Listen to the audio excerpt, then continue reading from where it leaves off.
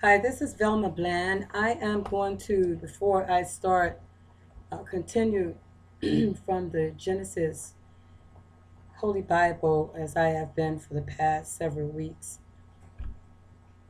I'm going to go over, there's been some rumors put out. And I'm shocked. I really didn't pay any attention to it, but this is a very funny book. It's called In the Basement of the Ivory Tower. And it's written by Professor X. And Professor X apparently is a woman. I don't know. You can see she's a college graduate, probably a graduate with a 4 year degree here, or maybe a master's degree. And she's up under the basement of the Ivory Tower. The Ivory Tower, it looks like the college, maybe a private university or a local community college. But Professor X has a way of expressing herself or himself because Professor X, X as in unknown, because what caught my eye with X is that the slaves signed with X because they did not have, they were illiterate and they did not have the rights to read and write because of their background of slavery, um, African Americans at once in the 1800s, maybe going into the early 1900s, was not privileged to read and write. Therefore, they couldn't sign their name, so they would write an X. So I'm looking at this X as in maybe Muslim, because Malcolm X, right? So I have been like thinking it out and trying to figure it out myself, but I'm going to read the overview here. Professor X says every year the push to send more Americans to college gathers momentum, but it is one thing to go to college and quite another to graduate. As more and more families find themselves mired in debt, some are wondering whether college is really worth it. Okay? So Professor X is of the view that all that time and money could be put to much better use. And then continues, seduced by a too persuasive real estate broker and suddenly trapped by a mortgage he couldn't afford, right? So it is a he. But there is a woman here. It looks like a woman, so maybe the photo looks like a woman, but because of the big eyes. So I don't know, it's just really confusing. But it says here, seduced by a too persuasive real estate broker, seduced by a two. Now every time I'm writing, everybody is like bothering me, dope, dope, like I don't hear you. I don't know who you are or why I'm hearing you, but you're crazy. You're screwy. Anyways, Professor X is writing an overview, seduced by a too persuasive real estate broker and suddenly trapped by a mortgage he couldn't afford. Couldn't, could not, couldn't afford. Professor X dusted off his MFA degree. He has a master's in financial administration. He has a master's degree in financial administration. And he took first one, then two jobs teaching English 101 and 102, introductions to writing and literature at a small private college and a local community college. As an adjunct, a member of the poorly paid underclass who are now teaching the vast majority of our college courses. He found himself on the front lines of America's academic crisis. Academic crisis. It was quite an education. So he's under. I think it says underprivileged. Let me read that again. He identifies himself as a black man. He does. X, Malcolm X, X as an unknown, not given the rights as others. So he X as an anonymous, because the way he writes, I think he should put a bag on his head because, or she, because there's some things in here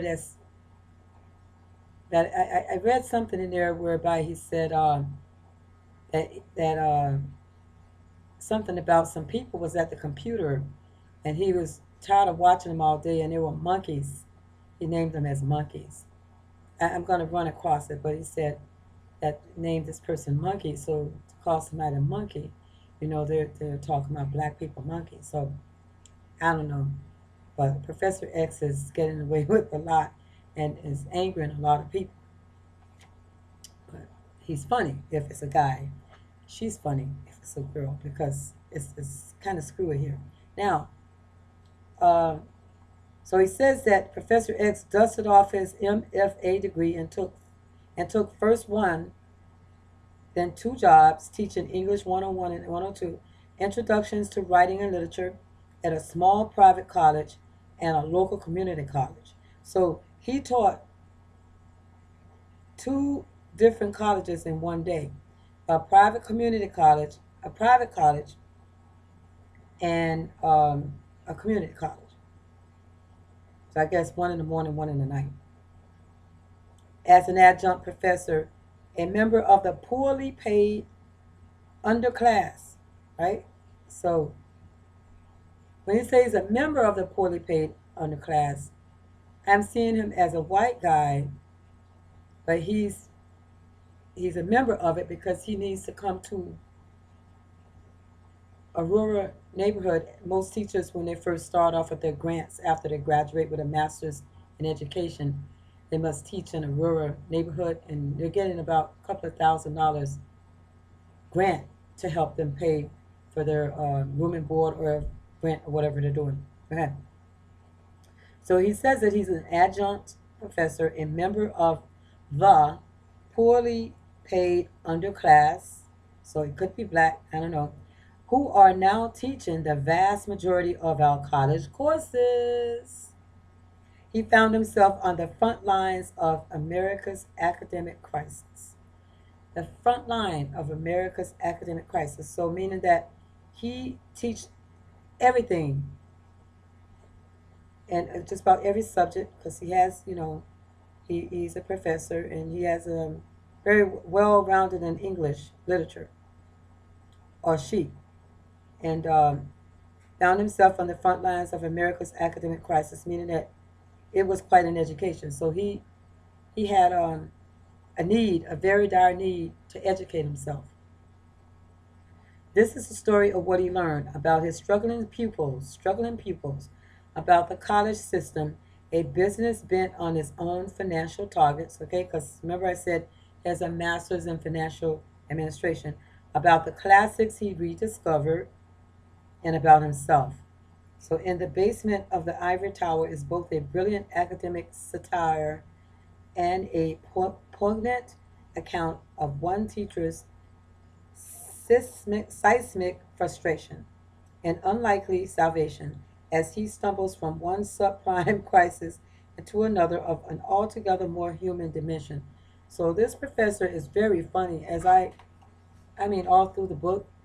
When I put it in, you can see it. It's highlighted everywhere. I mean, if I get it right there, can you see the? See, I went through this book. I noted. I wrote a paper from this book. It's really, I fully covered this book. Okay. In the front few pages. Now, what I want to do is, someone put out a rumor that they think Professor X is me. Now,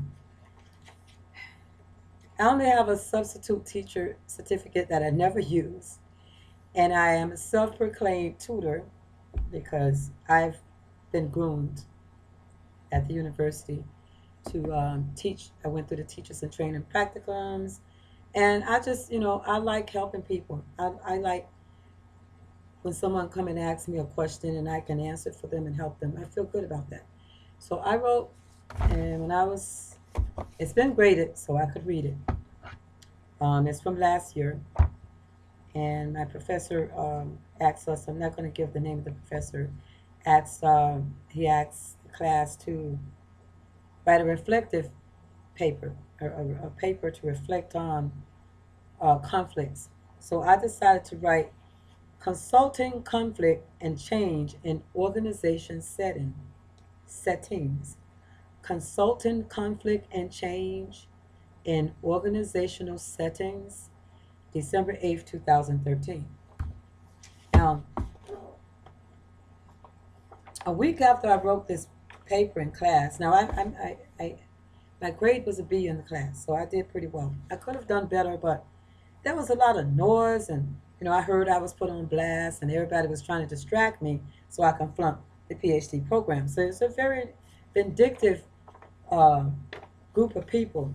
They're involved in some conspiracy, doing some unapproved participation action research on me to find me into a position where they can have me kicked out when I've already had completed the program.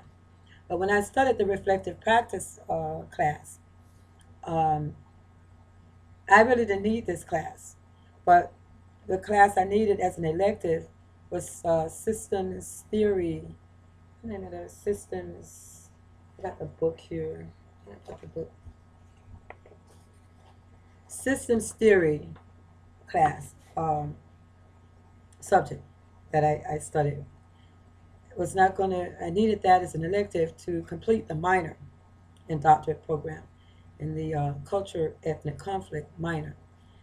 Um, all of a sudden, I couldn't register, and there were some issues about my behavior and blah blah blah blah blah because somebody put out a lie that I wrote this book, and there was a lot of other lies that's put out at me at the university, but it was just one thing to another, a lot of things. So I'm going to read my paper.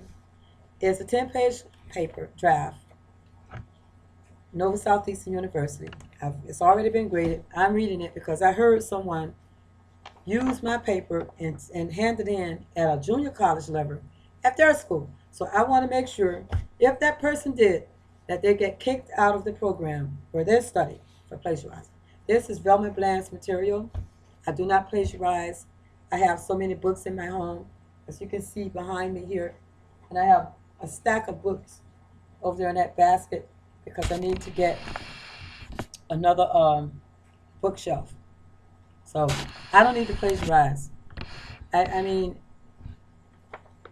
I can think and I understand what I'm doing. When you need to copy and paste and you do not cite correctly or paraphrase to clean it up and make it yours, that's plagiarizing. And you can get kicked out of your college program, college degree program once they catch you copying and duplicating someone else's authentic original material. Okay, Nova Southeastern University, card 6618, and I made a B in the class. Thank you, Jesus. It wasn't anything worse because I couldn't hear a thing with all this wah, wah, wah, wah, wah, Velma Blann, Velma Blann, Velma Blann all day. All right, my introduction. According to Professor X in 2011, college is difficult even for highly motivated students who know how to write papers and study for exams. So I see the preface. Additionally, other college professors believe that students are expected to read and write educational material by which these students can effectively produce papers with clear and precise meaning since graduation from high school. Many would agree that faculty members believe it is very important to them and the school. Students who enroll into a certificate, undergraduate, and graduate programs should focus on completion of the program enrolled and graduate with their class. Is it true that some professors believe their students hold poor writing skills and should not be approved to study at higher learning universities? In part, how do students complete collegiate programs with or without supporting family members and or college professors who teach them? This is a question one might underline to be addressed in school meetings by peer mediators, superintendents, and college professors hired to lecture programs in rural communities. It is commonly understood some teachers would prefer to become associate professors rather than adjunct professors, who are better known to be exploited before their careers are achieved, according to Professor X. So Professor X said that in the book that adjunct professors are better known to be exploited before their careers are achieved because there's something going on in the college arena. that professors are fighting each other. They are backbiting each other and they're setting each other up to lose their jobs and to look stupid and things like that. Okay, so when I heard that, and I read that part in here, I said, aha, because that's exactly what someone is doing to me before I can finish the PhD program at the time, right? Okay, continuing. The paper, let's see. The paper is about lessons learned from an interesting novel. This novel, which is The Basement of Ivory Tower, written by Professor X. No one knows who this person is, he or she. Okay? The paper is about lessons learned from an interesting novel. The body of the paper would address subjective and descriptive topics. Descriptive topics I find to be very interesting, which are attestations of Professor X. So what I'm saying is the body of the paper, I'm going to address subjective, which is some biases of the professor, and descriptive topics that will describe the meaning making. Descriptive topics I find to be very interesting, which are attestations of Professor X. So they're of him, not of me. Okay. Now, hence there are fewer objectives, notably in the readings. The professor's overpowering and arrogant nature expresses discernment about sensitivity to indigenous society in which she or he teaches, giving precedence college students have poor writing skills. So he's saying that Professor X said that in the book. I analyzed him, reviewed the book as him being overpowering, or she, he or she, being overpowering, and had an arrogant nature through the way he writes. Is to persuade someone, persuasive writing. I reflected, because that's when class here at the time, reflective practice, that Professor X was overpowering and arrogant, and he had discernment about the sensitivity of indigenous society, like poor people, in which he or she teaches, right? Giving precedence to college students where he teaches, he's saying that they have poor writing skills. So that's something that I think that he shouldn't have said in the book. But, Moreover, according to the findings, Professor X discourse in the readings that his students are struggling pupils about college systems. That this information is highlighted further in the paper about a harsh model used in reflective practice, holistically adopted by Professor X, who are seemingly frustrated about the classics he rediscovered in himself. Now, as soon as I wrote this paper, all of a sudden I'm called in the office and everything. That's something behavior, whatever, at the college. So I don't know. Search me. Right? Okay. On the next page. It's page 2. My topic. Lessons draw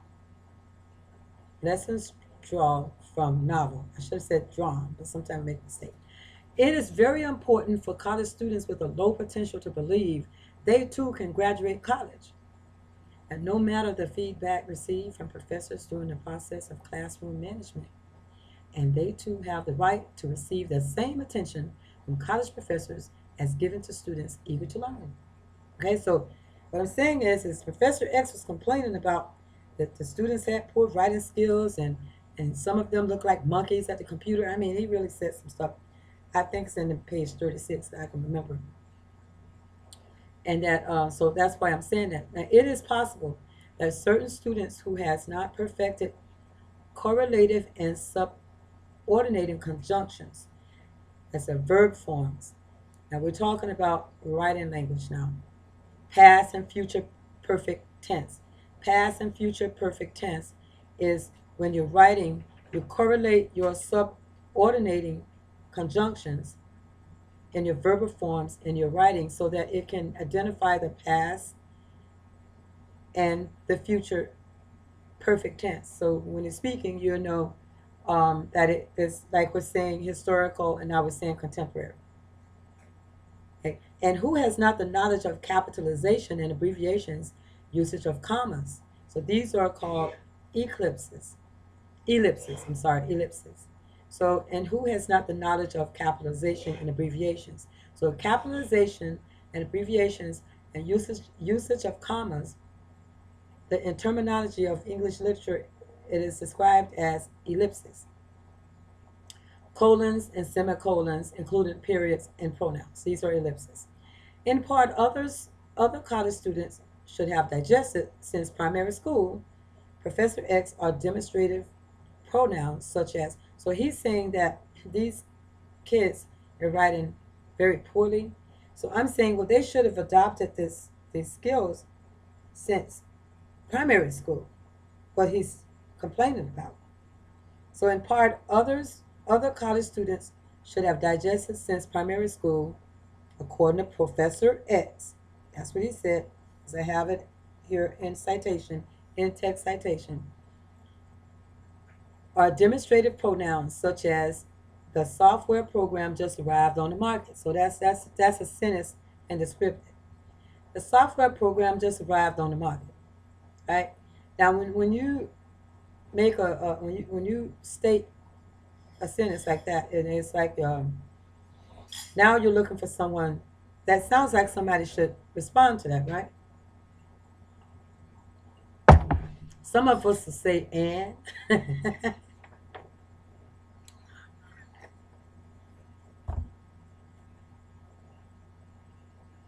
the software program just arrived on the market.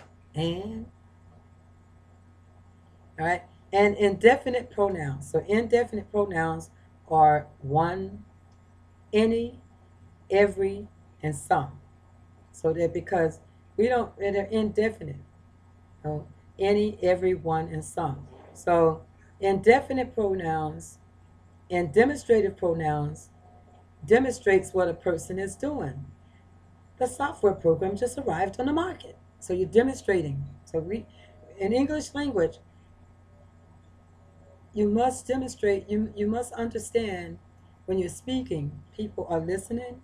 And if you are not guiding them properly to your communication process, there will be a gap there and people will argue about what you said. I didn't say that. So that's what Professor X complained about, that his college students had poor writing skills. They didn't know what they were writing and they didn't know how to describe. They didn't know how to describe their words, the meaning of the words they were using, and or could not persuade him to understand what they were writing. They could not argue things like that in their papers. It was a mess. All right. So another example are reciprocal pronouns, are such as example given, my husband and I really love each other. That's a reciprocal pronoun. When you make a comment like that, my husband and I really love each other. Okay, and the reflexive pronouns are first person, second person, and third person. Because when we're writing in first person, it's always I. Second person, we're speaking about ourselves, but we will call our name out. Velma decided to read her draft tonight, but Velma is the person that's reading her draft. Right? So we're speaking about ourselves, but we use our name instead of I, which is first person. Second person, you call your name. Third person, we'll say we. We we decided to do such and such such. All right. So these are reflexive pronouns because pronouns are he, she, they, us, we, and I. Others are interrogative pronouns who, whose, whom, which, and what. Now, who said that? Who did that? What? Well, who took my money out my purse? Those are interrogative pronouns because you want to know whose purse is that? Whose shoes are there on the floor? They left the shoes in the middle of the floor. Uh, whom, which, and what? Those are interrogative pronouns because you're trying to find out who identified the person. And so this is the English literature when you're writing, you must understand what how are you describing yourself to persuade your audience so that they can understand what you're writing, and when they're reading, they won't get confused and won't throw the paper down. And then I think I have the last one here. Others are interrogative pronouns, or who, whose, whom, which, and what. But relative pronouns are that, which, what, whatever, whatever, and adjective, adjective, verbs, adverbs, and commonly confused words. More pronouns, quotation marks. Okay, so then I said that I have to agree, I give my standpoint. I have to agree that according to Professor X, college students should have given their writing and grammatical skills much thought before submission of papers in him or her class program, because I don't know who he is. He's a Professor X. Definitely it's not me. Okay, because I'm not at liberty right now to publish because I'm still completing. I'm postdoc and I'm not supposed to publish anything. Only thing I have published is music.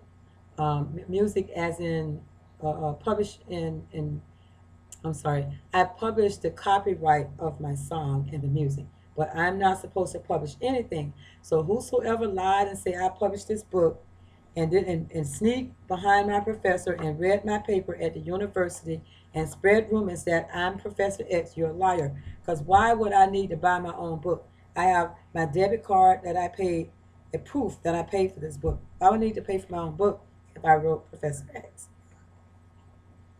In contrast, students who have not perfected ways to correct sentence problems, possessives, and other common mistakes are made when writing essays and research papers, I think should carry with them flashcards as reminders to rebuild on perfecting grammatical skills at college level. And that's like a rule of thumb. Now, many professors pass handouts to students to help them rebuild on vocabulary, which are overviews of upcoming class discussions. And they also have syllabic instructions to help you get an overview of before class start next week when you're an online student. And they're passing them out in ground level too.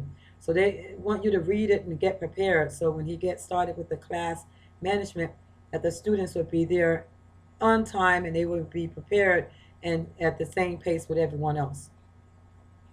In part, college students should carry in their possessions an Oxford or the Merriam-Webster dictionary. And these are very helpful tips I would use as well. That's what I'm speaking about. So I'm using first person. I think to help students lacking thereof realize it is time to improve in academic love of writing for undergraduate and graduate studies, professors can share with them ways to improve writing skills by personalizing their own learning patterns and styles. And their own learning patterns and styles, as I had given here in examples, is kinesthetic, auditory, and visual. Kinesthetic is when you are when you're sitting with someone and they're helping you, like one-on-one, they're with you in person and they're standing over you, a teacher stands over you and they're showing you, instructing you something, and they're right there with you. Um, the next example, auditory, is some people who need to hear, they need to hear clearly from the teacher's instructions from the bulletin board. You can't hear them well, so that's auditory. You're auditory. You must hear what the teacher is saying because their muffled voice. And visual is the teacher will hold up flashcards and they will write on the bulletin board, the blackboard, what their instructions are about today, guiding the class along. So your personal learning patterns, I need all three of them. If I am studying something that I do not understand, like I have problems with algebra, I need a tutor. So that's kinesthetic. You need a tutor. It's kinesthetic because I wasn't doing too well, but I graduated with my class. I finally made it. And auditory, I need to hear well, and visual, I need to see what's going on. But some people can just see and they don't need to hear. And they're just looking up here and they're not really focusing what the instructors are saying. And but some people do not need kinesthetic when they are well rounded in that class and in that subject, that they're very well, they write very well English, or they're good in math, or they perfected the academic general education so well until they just make all A's, right? Okay. Now, not everyone does. Some people make all B's, all A's, some people make all C's, and some unfortunate students are not making very, very good grades. Those are the students that I would recommend should ask for a tutor. Ask for a tutor because it's your outlook, it's your reputation that's on the line. You're not going to graduate with the class, and it's your education that you need to achieve. In summary, students' grades should not be apprehensive when professors' ink block has unction to lower grading systems. An ink block is when you believe you should have received an A, but you received a B, and you think the professor maybe marked some scores down because you were rude to the professor. That's ink block. You suspect ink block, and when you should have received a B, you received a C. But when you should have received a C, you received a D because there's a paper that you didn't hand in on time, and for every day that you didn't hand it in on time, you lost points. So ink block is when you suspect your professor has lowered your grade because they do not like you, or they didn't like the way how you disrespected them in the class or something like that. Okay, so these were Professor X's standpoints on page 50. Thus, for particular students to improve negligence of commencing to poor collegiate writing. So in order for students to improve the negligence of commencing to poor collegiate writing, a punishable method, which is inking, they call it inking, I think was adopted by Professor X to downgrade students' potential. Because as I read the book, that's exactly what he had done.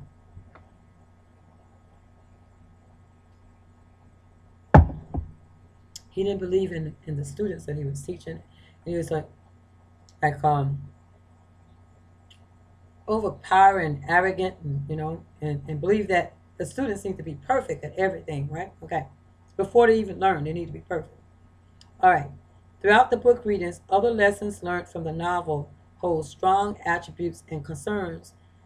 I hold strong attributes and concerns about Professor X's condescending behavior and conceit, and mentioned that he understood that the use of adjunct instructors like him or her were not a, were not as good for students. So what I'm saying here is throughout the whole book readings, other lessons I learned from the novel hold strong attributes and concerns about Professor X's condescending behavior and conceit regarding his students.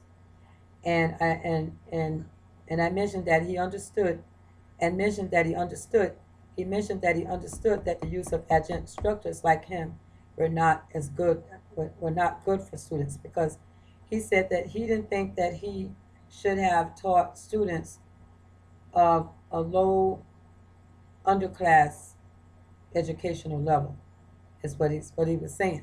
So he's really I don't know. I guess that's why his book has been published as Professor X, because he says some damning things in here, but there's some funny paragraphs in there as well. Dialogue he's making is it's like he's putting people down that's coming from a poor background. My author's perspectives in the basement of the Ivory Tower. Essentially, from the start of reading the novel, I found myself screaming out about the verbiage and assumptions Professor X alleged about his students. I was like screaming, like, wow. His attitude giving account perhaps the university he taught, okay, which he called Pembroke College for a number of years. Now, when he said Pembroke College, I thought about Pembroke Road. Now, somebody is about to bust themselves. That's Pembroke Road, Pembroke College. There's no such college, I don't think. And he said Pembroke College. I said, Pembroke Road. And then what else I say? Hollywood. They call that what? Pembroke Pines. So I was kind of like, he's busting himself, or she's busting himself. So he said he taught at Pembroke College for a number of years, including Huron State. Now, Huron State is Michigan, Huron, Lake Huron, Michigan. he thought were desperate for adjuncts as him. Now, I remember somebody saying that.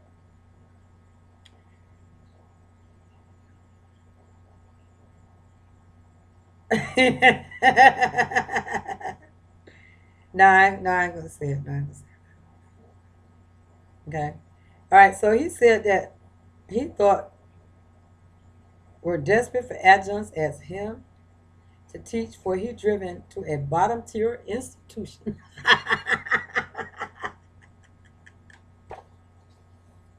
Now, see, Velma Blann, I'm not brutal like that. I'm not brutal like that. This is in the book. This is what he's saying. Or she's Professor X. Bottom tier that they needed him. That he thought were that they were desperate for him. They were desperate for him anyway. And then had the nerve to send him to a bottom tier institution where these students could not even write. That their writing was as primary school. I'm sorry. I'm not Professor X. So you can turn your blast off Velma Blann. I wouldn't write brutal. I wouldn't publish anything as such. No, I wouldn't do that. Okay? Let me finish now. We're on page 4. After reading biases of the author's intentions, who overtly, mean openly, covert is when you cover it up. So he should have been covertly, who overtly published his book as anonymous. Professor X. But he's, okay, drawn some concerns. This author has some concerns about his life. Because he did say in the overview, in the basement of the Ivory Tower is both a brilliant academic satire and a poignant account of one teacher's seismic frustration and unlikely salvation, meaning he can't be saved. So he's hiding as he stumbles from one subprime crisis into another of an altogether more human dimension. So he said an unlikely salvation. So, right now, as an example, his communication with other faculty members that some of his pupils are not ready for high school, much less college. Now, that's how he was communicating with the other professors. That's very rude. All right, now, then my standpoint again, I believe that Professor X, now I don't know Professor X. I don't know if Professor X teaches at Nova, but if you give hints like you taught at Pembroke College,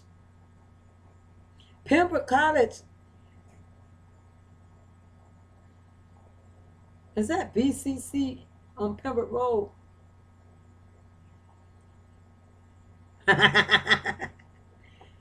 I'm gonna leave right there. All right. I believe that Professor X should motivate his thoughts about the pupils' struggles are related to their social classes and to help them improve in writing, rather than speak poorly for those who are probably influenced by Professor X. See, they probably were influenced by him, but he was speaking poorly about them behind their backs, giving account anonymous author, Professor X, had addressed him or her own sister as some other monkey at some other typewriter has churned all of this stuff out before. Reasonably thought as Professor X's was frustration about all of his thoughts already written by his sister who in fact abandoned the project. So here we go. This is what he said. So I retract what I said. He was talking about his sister had already started this project. The way he's, talking about the students and they're in college. They should be in high school, more or less college, right? Okay, now I said that I believe that Professor X should motivate his thoughts about the people's struggles are related to their social classes and to help them improve in writing, rather than speak poorly for those who are probably influenced by Professor X behind their backs, giving account he had addressed him or her own sister as some monkey some other monkey at some other typewriter has churned all of this stuff out before. So what he's saying that he's a monkey and some other monkey was his sister had already churned this stuff out before. So what he's saying is that what I'm saying what I'm saying isn't nothing compared to what my sister already done this. So why am I got to go through this again? When are we going to get some qualified college students at this school? Because I'm tired of teaching these dumb whatever, right? Okay, that's exactly what he's saying now, or she, right? Reasonably thought as Professor X was frustrated about all of his thoughts already written by his sister, who in fact abandoned the project. Now we got that on page 22. So we got page 22 when he speaks about the monkey, the other monkey, meaning that he's talking about he's a black man and the other monkey is a sister. Right. Okay. Now, page 22, page 50. Now, as an example, Professor X's sister started a novel but did not finish the book for writing to her was pedestrian, meaning that she just didn't like writing. It's just like it takes longer. It's pedestrian, meaning that she wants to drive. She doesn't want to walk. One might ask the responsible question whether or not the sister at that time was driven to write, but had only completed 2 chapters, then given up on the project altogether. So what he did is he stole his sister's project. He just went and took it over, Professor X. Most importantly, many parents should question significant reasons why Professor X does not follow the ethical codes of teaching practices. Now, I don't know why I got called in the office about my behavior, whenever behavior. Because I was told, and not by my professor now, not by this professor, by somebody. When somebody that believes she's above everybody, when I reflected on the book,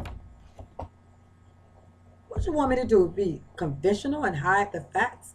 You asked me to review, and I'm doing what my professor asked me to do. He didn't complain. So why are you complaining? You're not my professor. So you must be Professor X.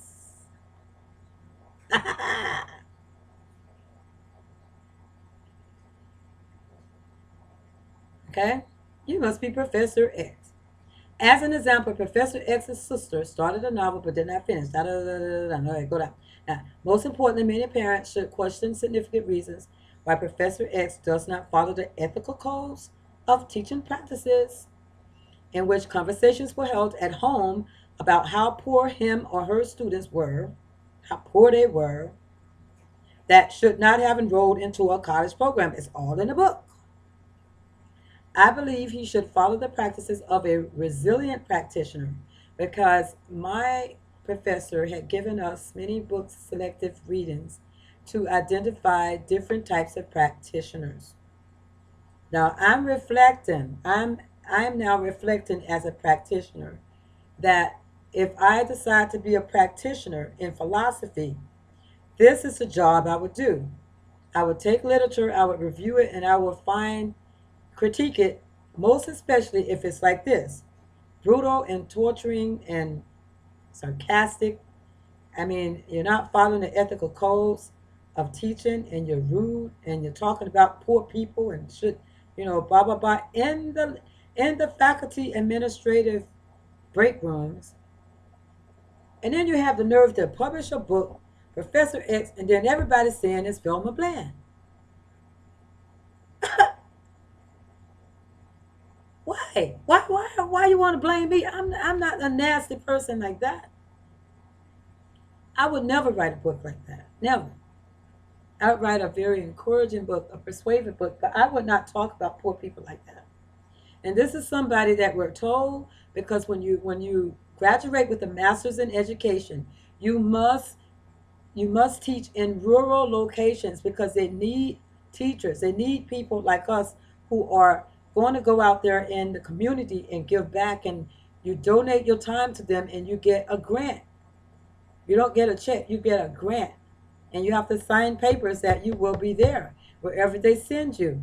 They may send you to a place where the houses are all raggedy and old, and you can't find a place to stay, and then you might have to find a hotel for the week, and then you don't have any money. They do not give you any money when you have to relocate to different schools.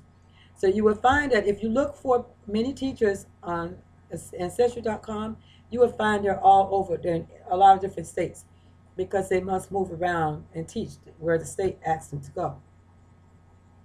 Okay, so I said I believe he should follow the practices of a resilient practitioner to prevent becoming burnout when grading papers. My standpoint is that these are questionable value systems of Professor X. And I have to agree hiring him as an adjunct college professor probably was not good for his students. Because he said that out of his own mouth. You know? Or she. And then I quote on that I believe in order for these students to improve writing, it is very important to read selective books and all of the material and contents provided by professors. It is very important as well to learn new words formulated to develop in the arena of elite systems. Because this person, this professor obviously agreed to teach in a rural location. But when he got there, he was biased and he didn't like poor people. Now he says the other monkey, so I don't know, he's black. Why would you call yourself why would you call yourself a monkey and your sister the other and then publish it? That's like you're chopping off your own career. That's a career ender. Now, the book is funny. I'm serious, but it's crazy. It's bold.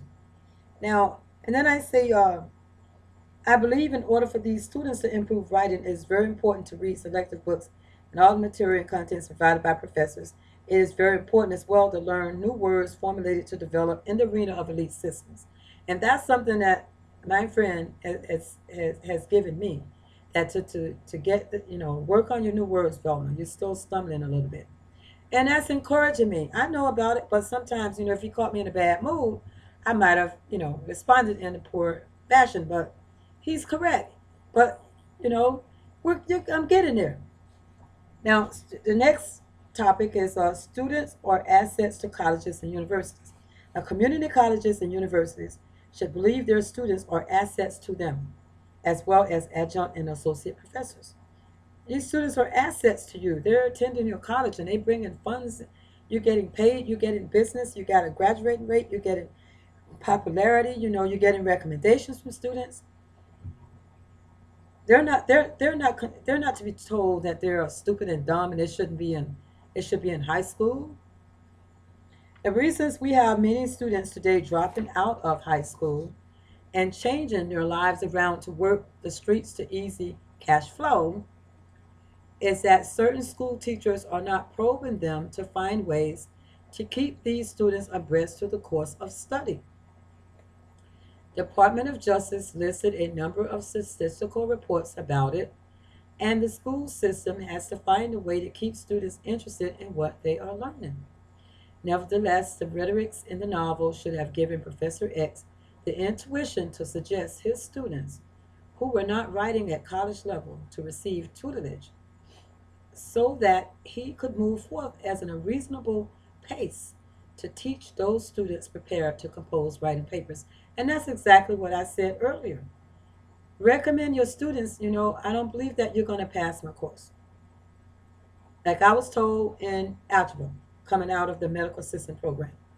And my first grade was, my test was 58.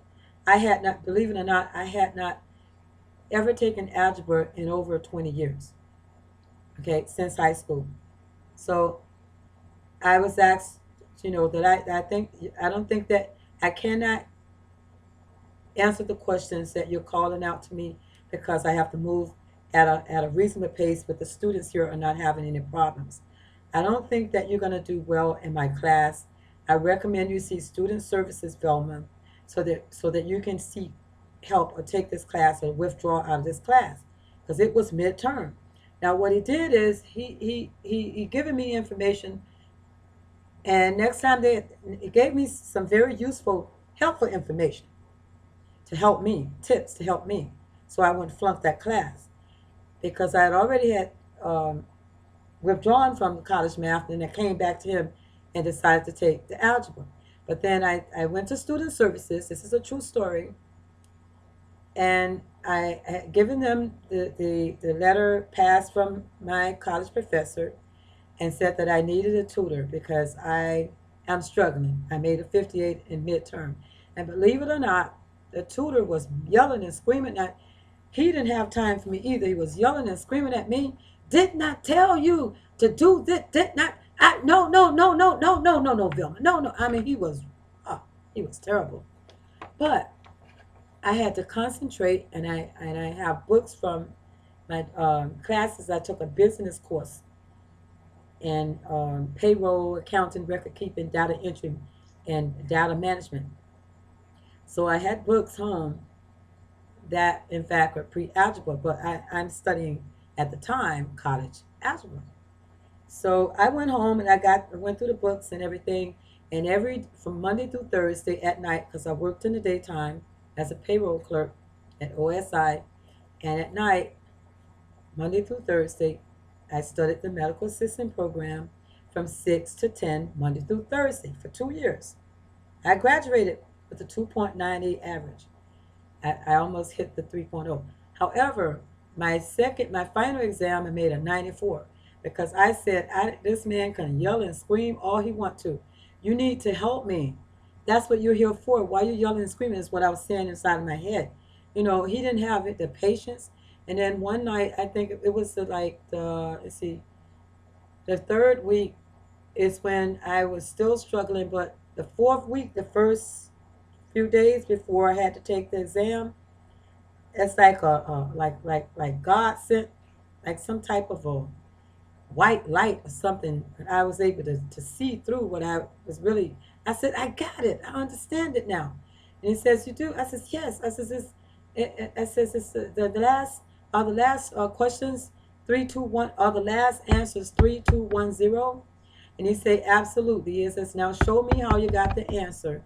When he came back, he says, you passed. And so I graduated with my class. So that's what I'm saying. If there are students out there who are not doing well, do not feel ashamed if they're laughing at you and you're failing. Get a tutor and you will graduate with your class. And when they did see me, because I got kicked out of the class sort of, but it was, the way he did it. But when they did see me, when I graduated with the class, everyone was like,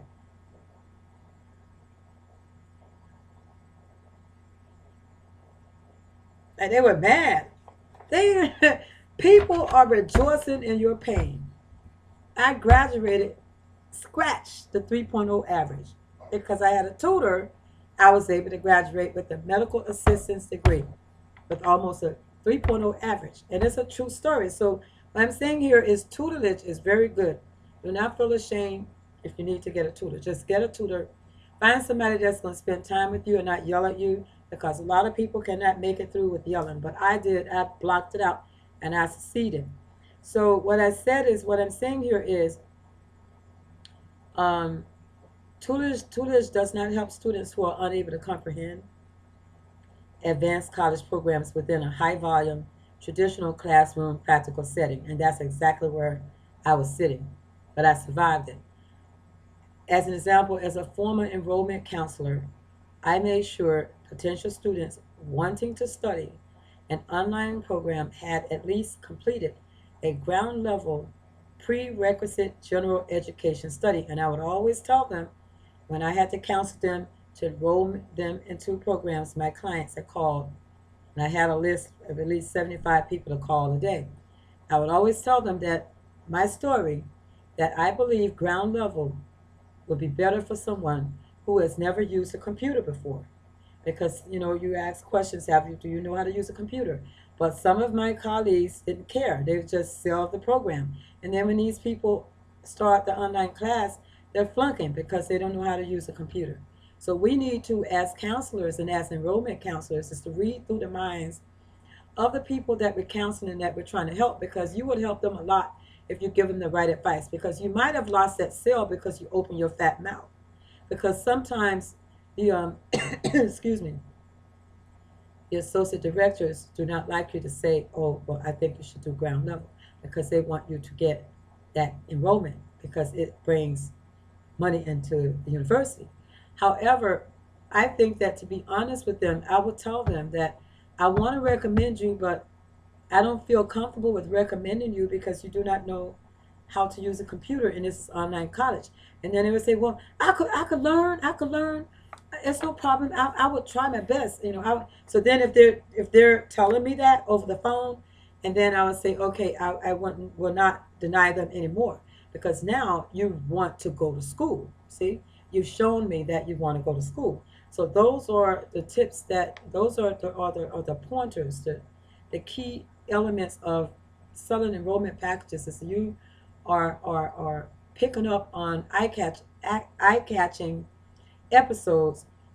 They're episodic because that person really wants to go to school. They says, well, I would learn computers. I would get a training. I would get a computer for dummy book. I would get the software, and they really want to go to school. So now you say, okay, well, just make sure you understand that I just want to make sure I don't want you to start class here and you flunk.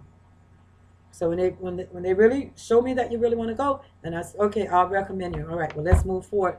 When do you want to start? Do you want to start this trimester or next semester? Whichever time you want to start, just let me know, because I want to get you in so you won't lose your seat. And then I'm getting I'm ready to roll. I'm ready to close, because I was giving those tips that they really want to go to school. So this professor,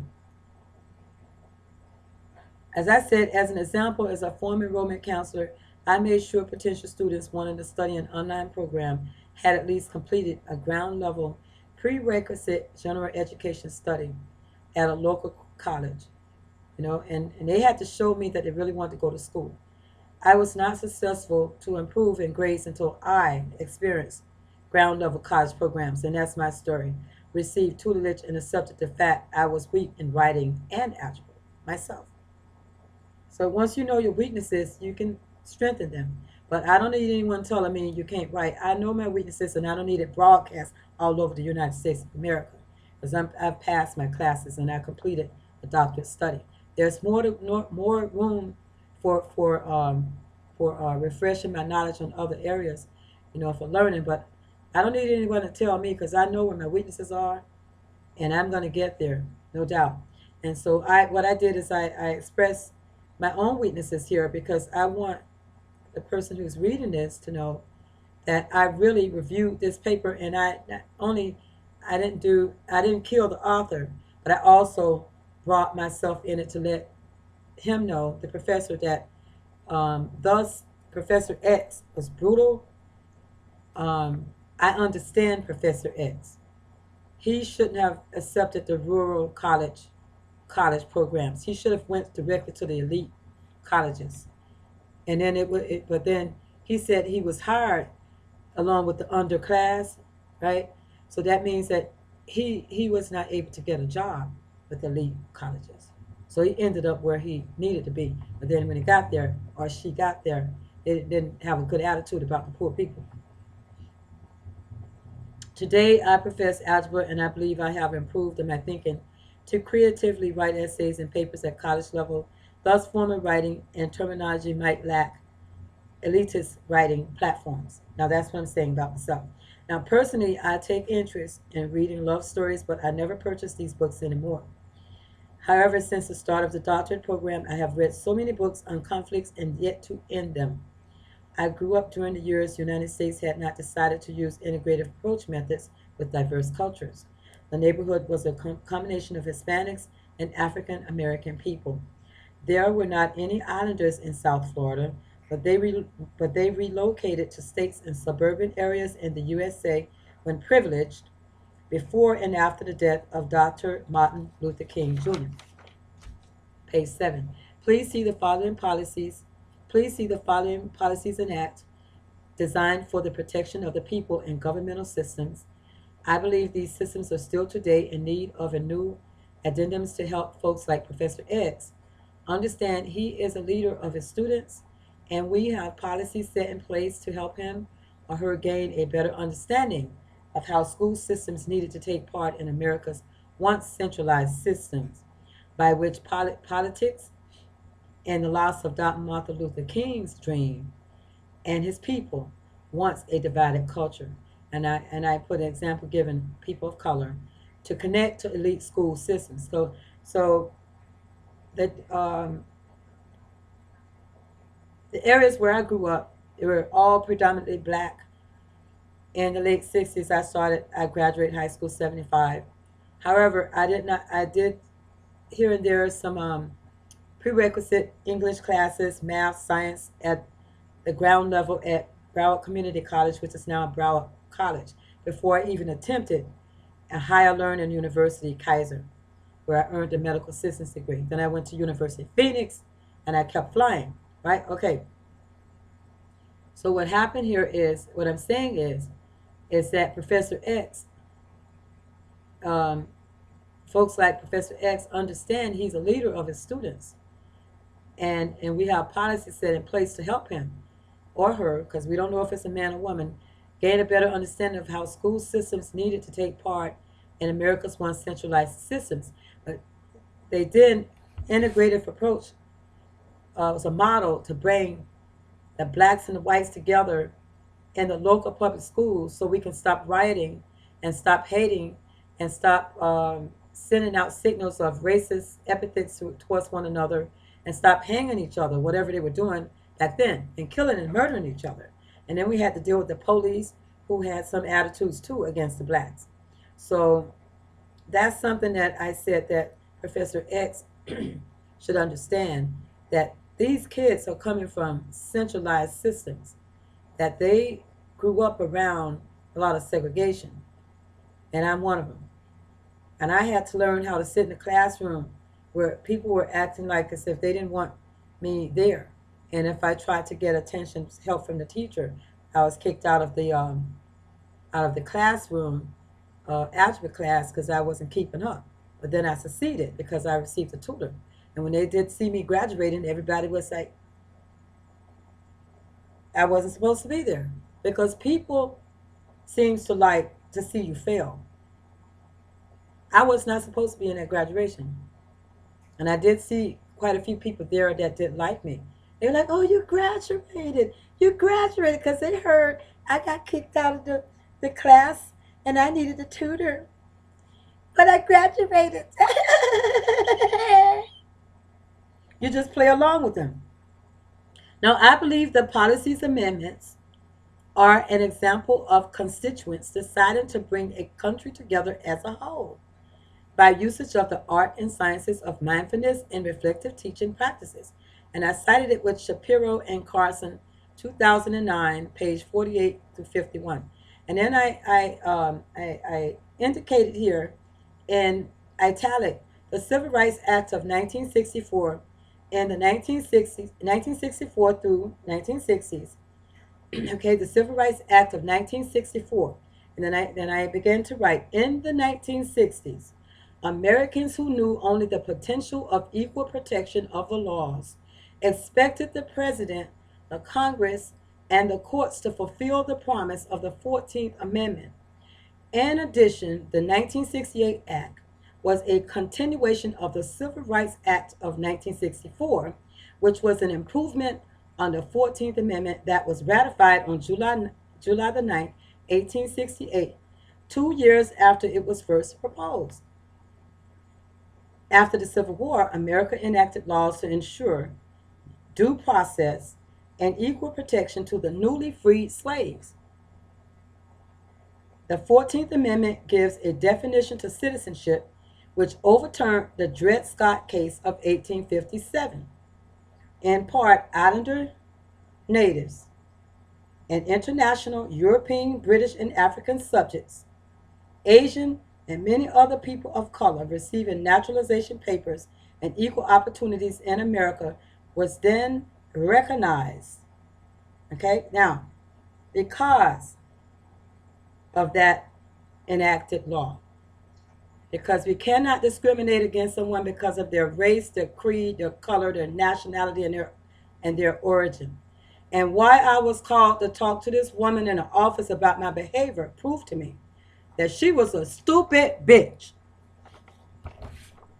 While all this was going on, the change of school policies nationwide, all public schools systems, okay, and Daniel Hollywood, located in South Florida, my birthplace, were all once again shifted out of own jurisdictions to dangerous neighborhoods who practice cultural avoidance for the first time in history to be cooperative to a school integrated process, which was Hollywood Hills. The United States had not yet resolved the segregation problems in the state of Florida. And I had some problems at Hollywood Hills. A lie was said about me when I was helping a classmate of mine who fainted and had some medication in her purse that I didn't even know what it was. And someone tried to link me to her that I was taking drugs, and I was not. I was helping my friend to the nurse station, and we were caught in the bathroom, and a bell rang, and I had to accept 2 whacks on the hiney, and they suspended me for 1 week. I said I'm not coming back to the school. Then after they kept calling my home, my aunt had raised me. I decided to go back and talk in conference with the dean of girls, and she and I came to an agreement that I wanted to transfer to B.F. James, which is now Lanier James, which is a high school now, whereby they offer students like myself that come from the underprivileged background or poverty level, or I didn't have parents raise me. I was raised by my aunts. I was raised up in a poor environment. They were offering me a program, a vocational program, where I can go to school from 8 o'clock to 12. I get out at 12, and then I go to work from 12 to 4, tutoring kids at a foster home. Then I had my other job. I work from like maybe part-time from 3 to 11, depending on the day, at the chicken restaurant. So I had a good deal. But everybody thought that I dropped out for a month, but I went back, right? So everybody has problems, but it was because of the integrative process, and because people talk all the time, and that Velma this, Velma that, Velma this, Velma that, Velma that, Velma that, and then they find out that it wasn't as bad as they thought it was, and they're all looking stupid because they thought that it was something I did wrong, and they tried to get me in trouble.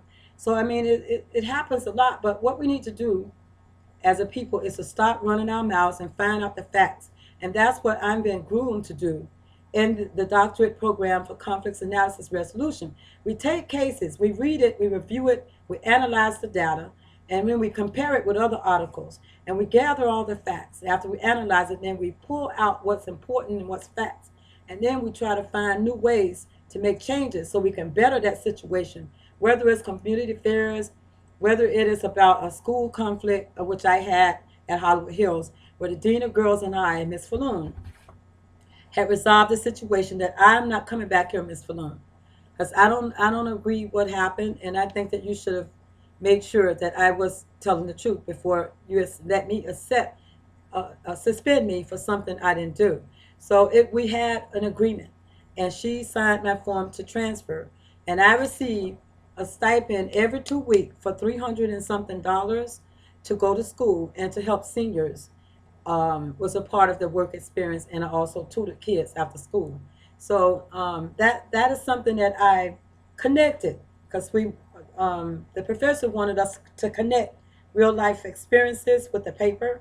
So I don't know why this professor that was not even my professor, that was someone that's not even had any business being in my business of my papers, to call me in the office about my behavior, and I wasn't about what I've written in here. That she was concerned about how I'm writing my papers. She was concerned about my papers, about writing,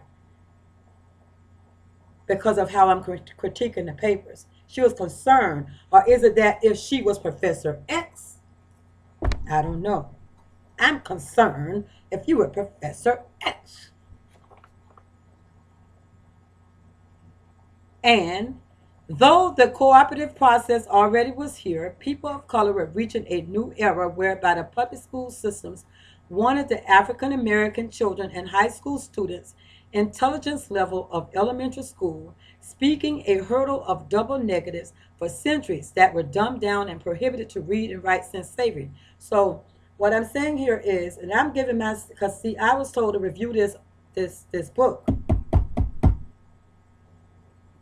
and that's exactly what I did. I'm not gonna bite my tongue just to spite my face, meaning the saved face. I told what I analyzed it, and it's exactly what I put on this paper. And many of the professors know how I write, so don't steal my papers. You might get called in the office about, is everything okay, Velma? Is everything okay? Because we're concerned about how your papers, you know. But this is part of the program. It's what I said. I interpreted data from the book. I didn't write the book. So I maybe, you know, he thought, put out rumors that I was Professor X. No, I'm not.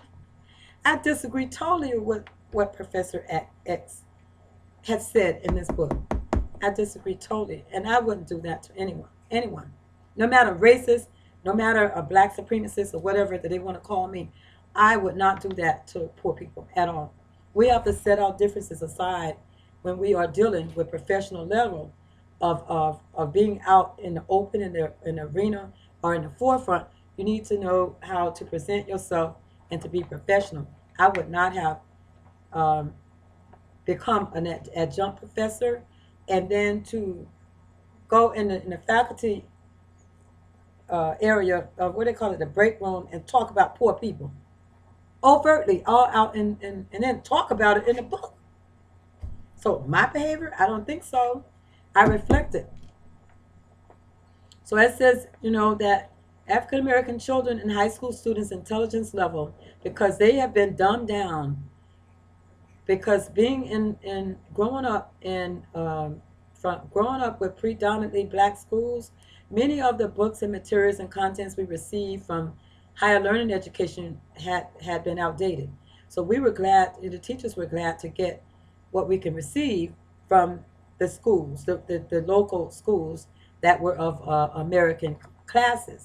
However, we many of the black students, once the integrative process began, and once we reached Hollywood Hills, we had, you know, teachers out there that were just teaching, and they were ignoring us, and if you were not up there with that higher learning, you flunked.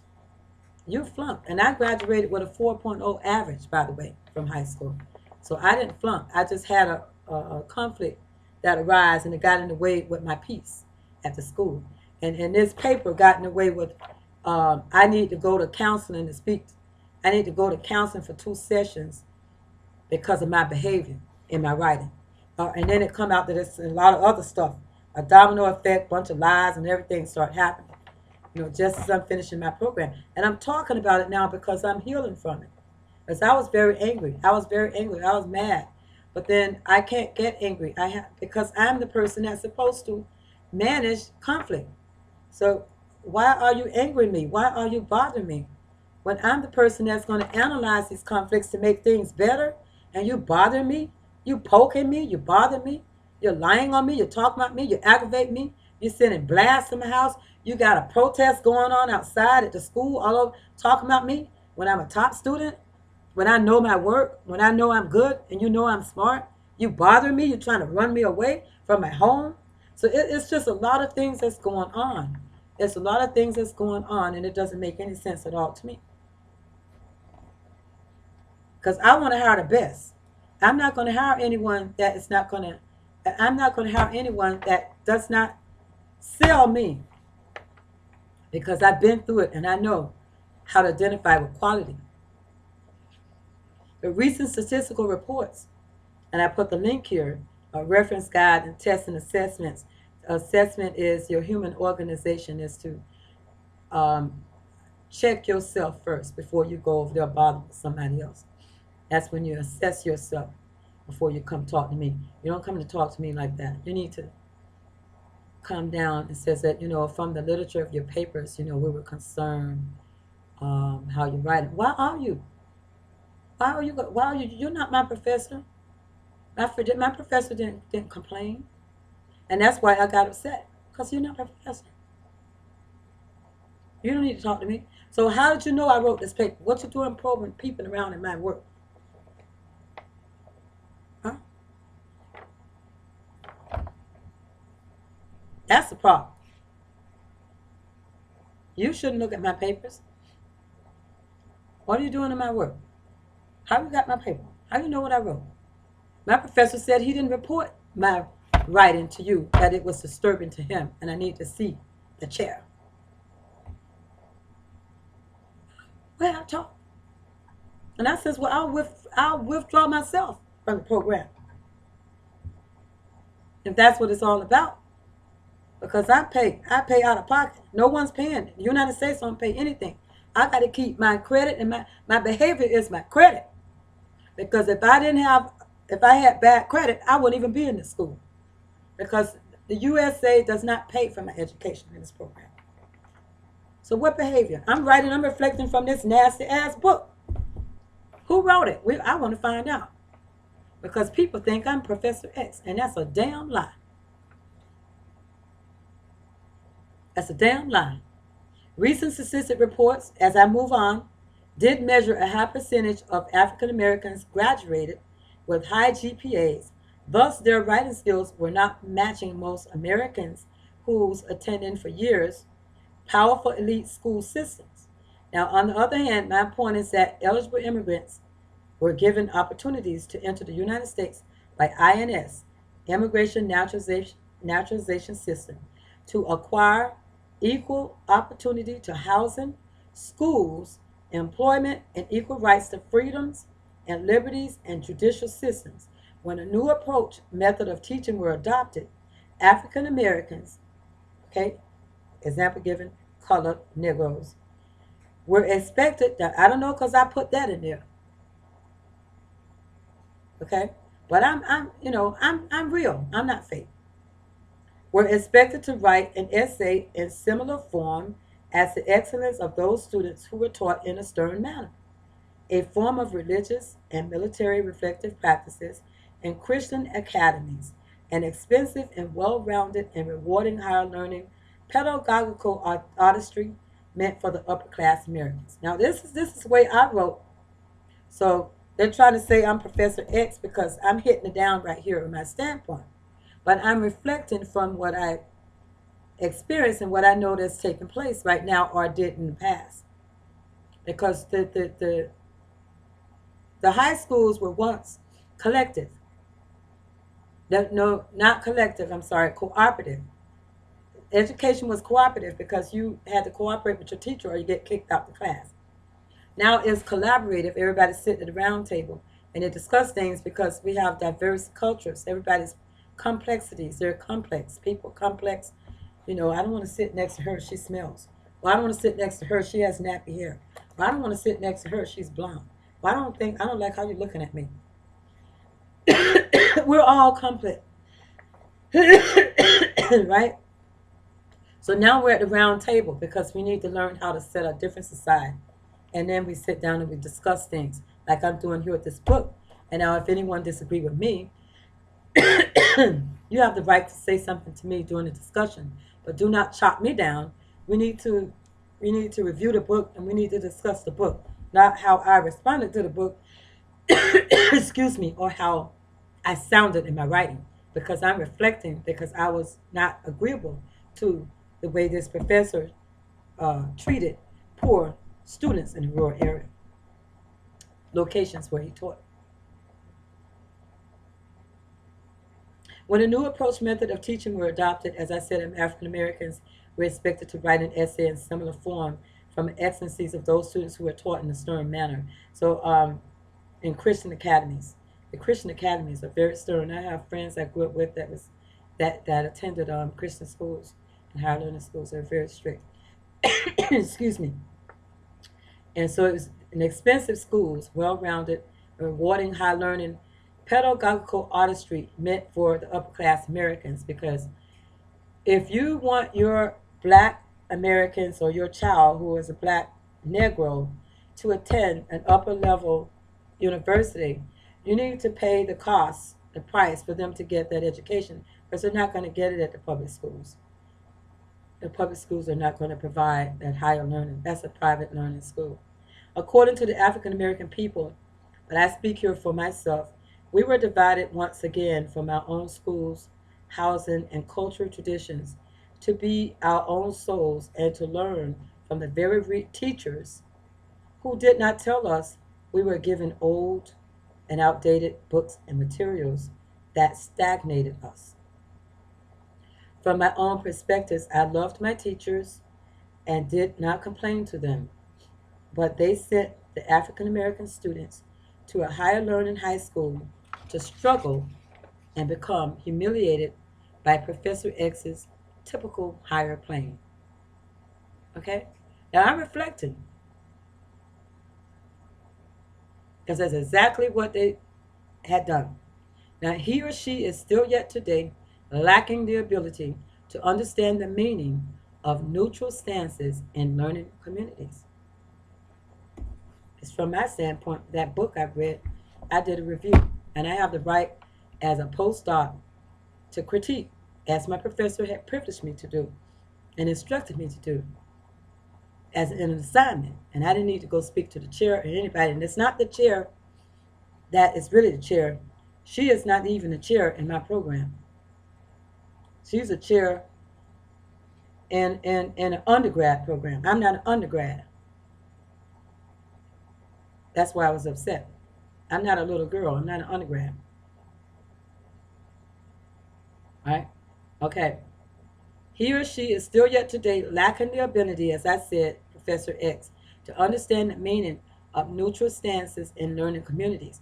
My evaluation of this Professor X in relations to untraditional and traditional teaching practices is that he was frustrated that many of his colleagues, faculty members, did not work as hard as he had to drill these students who come from poor backgrounds and were left behind, in which he left out in the book that will help us understand why he worried about his paycheck and did not figure out himself or herself the reasons his pupils wrote poor papers in a college setting.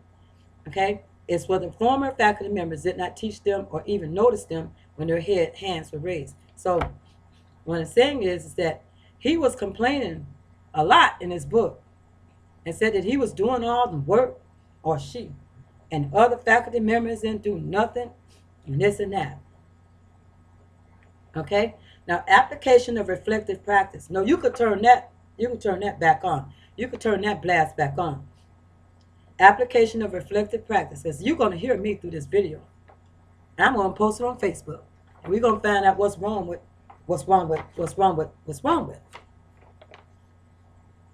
Application of reflective practice.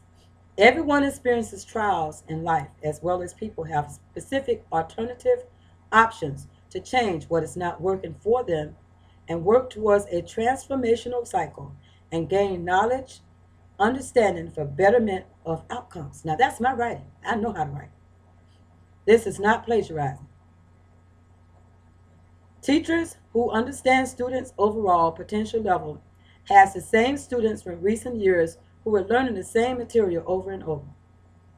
These professors should support them and be equally yoked, which motivates those students once failed a course study. Once they fail a course study, the professor should support them and help them out, like talk to them and just tell them, to take another class, and I'll be teaching this class another time, but make sure keep the books and read over them so that next time you retake the class, you'll do better. I mean, that's encouraging the student. You don't say, I hope you don't come back with your dumb self. These are methods I believe are important factors to explain logic and reasoning and giving account. Teachers should encourage students, as professors vowed to do, in their teaching philosophies. Professor X must learn to be sensitive to his students. Having poor writing skills for the reflecting of his students is the key to how superintendents, and peer mediators would be reflective about his teaching philosophies. As an example, students who are reporting to class and are meeting grades usually are not labeled as useless and incoherent individuals. In contrast, those college students who are failing according to Professor X There is literature to help these students assimilate to these climates about social psychology. I believe wholeheartedly that to change human behavior, we must improve study habits and build positive views about ourselves to meet standards of professors to meet academic standards. Because those professors does not play. In closing, this is page 10, and this is the rest of this for the references. Okay. I use Professor X in the basement of the Ivory Tower, Confessions of an Accidental Academic, Shapiro, The Art of Science of Mindfulness, Integrating Mindfulness into Psychology and Helping Professions, uh, Scovholt and Trotter Matheson, The Resilient Practitioner, Burnout Prevention and Self-Care Strategies for Counselors, Therapists, Teachers, and Health Professionals, Thompson and Thompson, The Critically Reflective Practitioner, York Barr, Somers, Gare, Monty, Reflective Practice to Improve Schools and Action Guide for Educators, and last, What's the Rule? Real World Publications. And what that is I use the What's the Rule for sentence structure and identifying the terminology of American English literature. APA publication. All right, so in closing, it is commonly understood Professor X's leadership and feedback from his novel presented him own characteristics and development of past struggles, given reason his parents may have expected too much from him, and in turn, in reflective practice has adopted a teaching practice which is an overpowering demeanor to most of his or her readers. It is important for him, from his standpoint, to guide students over and above their own learning potential and understand the overarching practices he is given to them to understand his literature, because he was an elite professor teaching elite and had a behavior in rural communities. Many would agree professors are molded into their own sculpture, including there are students who are raised in particular social class structures, as an example, minority, suburb, and rural. And poor communities are not taught to level up to Professor X's English lessons. They just couldn't level up to him, and he had a bad attitude about it. He was to work with them, right? According to his book. Now, that's not me, that I'm reflecting. Now, I think it is important enough for teachers to reduce critical standpoints about students failing academic writing, which is the key reasons I guess I needed that course at the start of doctorate study. Was that academic writing is the first thing that I had to study at the doctorate level, and I passed it. So why are um, people complaining? All right, if I right, what are you doing reading my papers? Who told you to read my papers? You're not my professor. You're in my video. All right, they're not my professor. So I think it's important enough for teachers to reduce critical standpoints about students failing academic writing. That's the key reasons I guess I needed that course at the start of the doctorate study, and everyone else. The university needed to evaluate all students for preliminary exams and wanted to make sure students were not plagiarizing. And if you are plagiarizing, you will get kicked out of your college program, and you will never be able to study at another college ever once they catch you. Consequently, environments many of our students are socializing in might impact learning. Okay, they're socializing in impact learning. It is very important for them to be committed to overall process of their collegiate programs by not taking part in poor behavior outside of the skirts of the university. It is logical to believe that students who are reporting to class to digest and develop from their teachers' instructional material are not graduating from college just the same as those who might fail the course. So what I'm saying is it's logical to believe that students who are reporting to class, they're coming to class to learn and develop from the teacher's instructional material. Okay? But they're not graduating from college just the same as those who might fail the course. So we have students like that too. So we must tell the story of those students who are there, but they're failing. Besides those students who are there, come from poor communities, who are being looked on as idiots because they're raising a hand and asking stupid questions to these elite professors as Professor X. Thank you very much. I hope I wasn't too brutal. Um, I think I hyped on, let's see, I have another section here. Professor X, once he or she understands writing will not be difficult for struggling students who are given a high number of papers to complete. It is possible this professor will seemingly be trustworthy, confidential, and speak to parents about his students' failures, and most especially caring about indigenous societal issues or the big picture surrounding students who have communication barriers. So that was my closure. That was the very last part of the paper. And that's it. Uh, I don't get any comments, and what I'm doing here is my self-taught practicums on my own time. It's not a part of the university. I download my videos. I do have some biblical. I'm going to go ahead and I'm going to uh, um, get into the Bible, and because I know it's very hard to please everybody, but we must recognize that not everyone's perfect, and joking and laughing and putting people down, the very people that you continue to diminish down to the ground, these ants, they usually grow up and they end up being giants. Thank you and God bless.